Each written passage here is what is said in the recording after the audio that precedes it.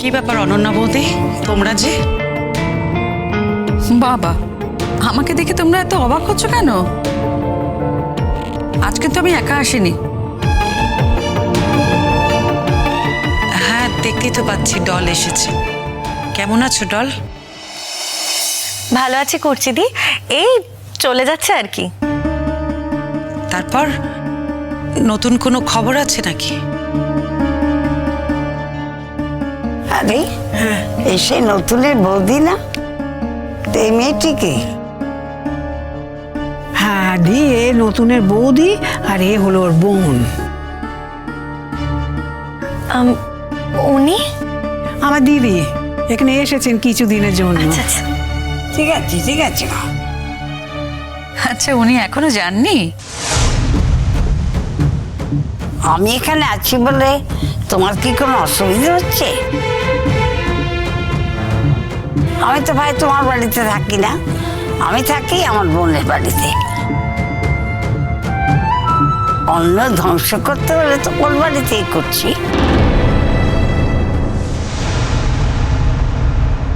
হ্যাঁ, তা অবশ্য ঠিক। আমারই বা কি এসে যায়। আমি কিন্তু এত ভেবে কথা বলিনি মাসিমা।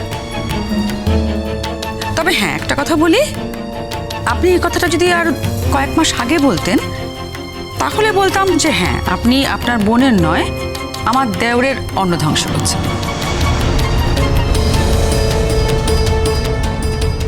তবে এখন তো আমার দেওর এখানে থাকে না, টাকা পয়সা কিছু দেয় কিনা জানি না, তাই এই ব্যাপারে কোনো কথা বলছি না। আরে অনন্যা আন্টি, ডল আন্টি, কেমন আছো তোমরা?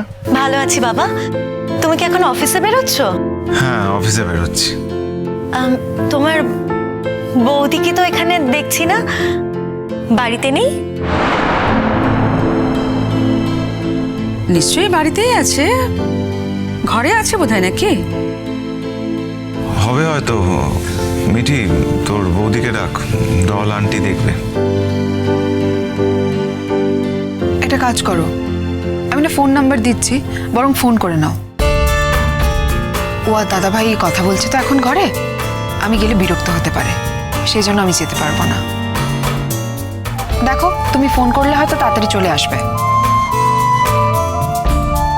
আর নিজের বৌদিকে ডাকবি তো, তার জন্য এত অজুহাত দিচ্ছিস? আমি তো খারাপ মেয়ে? আমার কোন ভালো গুণটা তুমি দেখতে পেয়েছো কোনোদিন অনন্যা আন্টি? আমি যে খারাপ খারাপ কথা বলবো সেটাও তো তোমার জানাই। বাবা, কমলিনী, তোমার মেয়েকে একটু শিক্ষা দাও। গুরুজনদের সঙ্গে কিভাবে কথা বলতে হয় সেটাও তো জানে না। আমার তো মনে হয় আমার মেয়ের কোনো শিক্ষার অভাব নেই। আমার মেয়ে যথেষ্ট ভালোই শিক্ষা আছে, তবু আজকালকার দিনের ছেলে মেয়েরা তো একরকম ভাবে চলে আর কি। আর এখন তো বড় হয়ে গেছে, এমসিএ পরীক্ষা দিয়ে দিল। এই বয়সে এসে আমি আর ওকে নতুন করে কিছু বলতে চাই না। একটা জিনিস আমি বুঝতে পেরেছি, যে যে ব্যবহারটাও যার কাছ থেকে পায় তাকে সেই ব্যবহারটাই ও ফেরত দিয়ে দেয়।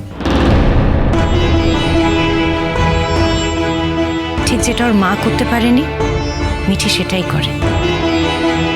তার জন্য আমি ওকে শাসন করতে যাব কেন? তুমি কি বলতে চাইছো বলো তো? শোনো, বাড়ির বউয়ে অপমানিত হতে কিন্তু আমি আসেনি। নতুন বারবার করে বলে দিয়েছিল, তাই এসেছি।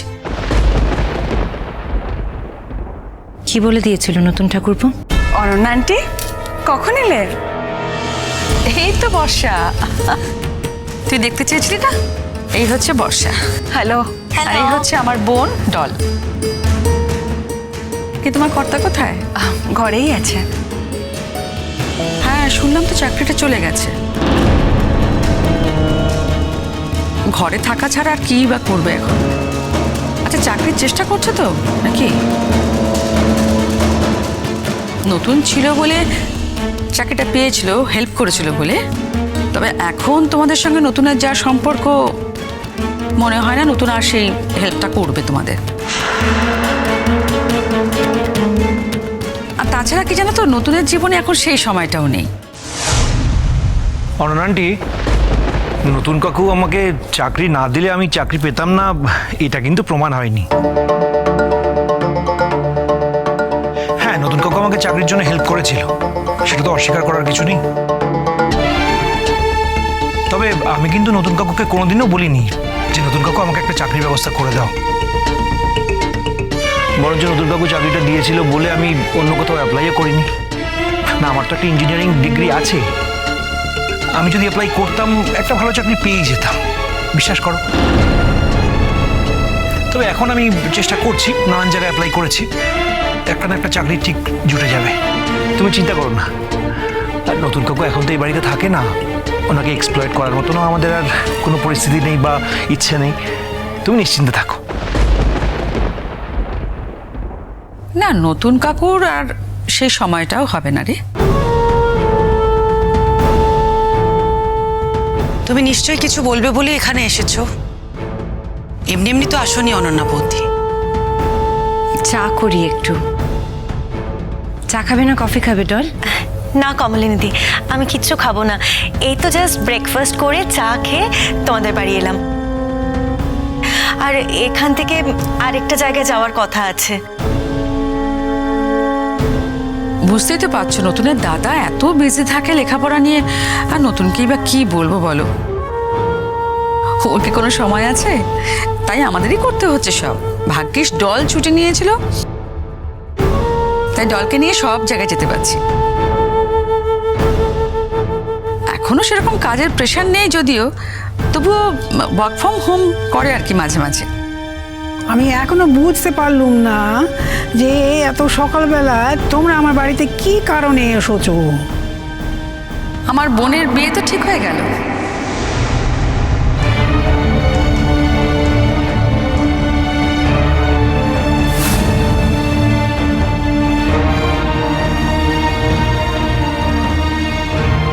তো দারুণ খবর আন্টি, কবে?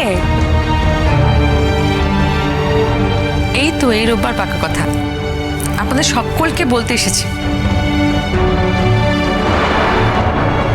ও, তাড়াতাড়ি বিয়ে হচ্ছে তো, পাকা কথা আবার কি?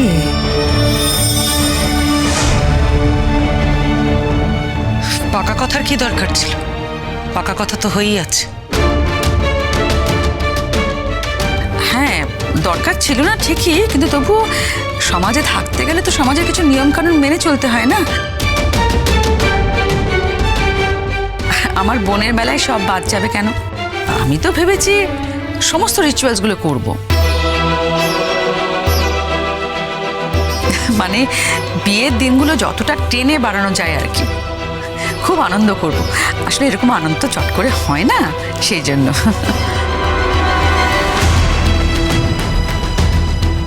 নতুন কাকু রাজি হলো?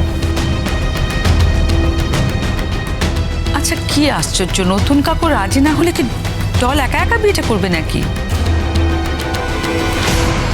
অনরান্টি, এতদিনে একটা সঠিক ডিসিশন নিয়েছো। হ্যাঁ রে, সেটা অনেক আগে নিতে পারতাম জানিস, শুধু যদি তোদের নতুন কাকু ওর বাড়িতে থাকতো তা। অনন্যাতি, ডল তোমরা একটু বসো। এত ভালো একটা সুখবর এনেছো, তোমাদের মিষ্টি না খাইয়ে আর ছাড়বই না।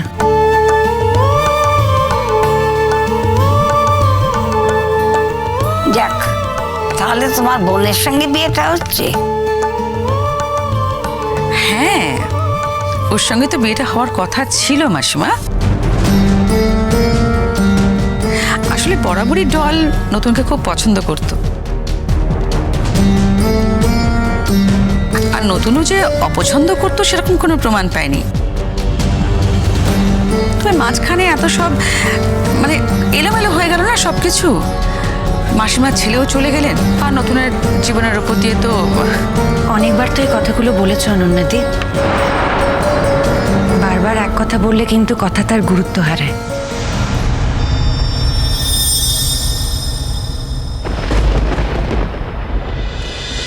চিরসখা হে